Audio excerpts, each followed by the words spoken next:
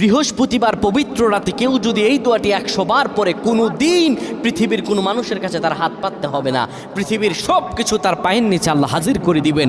দারিদ্রতা থেকে মুক্তি দান করবেন, বিপদ আপদ থেকে মুক্তি দান করবেন, তার সম্মানকে সুউচ্চতা দান করবেন, অসুস্থতা থেকে দূরে রাখবেন। আল্লাহর অশেষ দয়া ও রহম তাকে দান করে দিবেন। সুবহানাল্লাহ। বৃহস্পতিবার রাত এটি গুরুত্বপূর্ণ রাত। এই রাত সপ্তাহে একদিন আসে। আরবিতে রাত আগে আসে, দিন পরে আসে। সুতরাং বৃহস্পতিবারের যে দিন গিয়ে রাত, এটি বৃহস্পতিবার রাত নয়, এটি শুক্রবারের রাত, এটি জুমাবারের রাত, এটি দোয়া কবুলের রাত, আল্লাহর কাছাকাছি হওয়ার রাত। সুবহানাল্লাহ। এই বৃহস্পতিবার রাত আল্লাহ তাআলা বান্দার দোয়া কবুল করেন।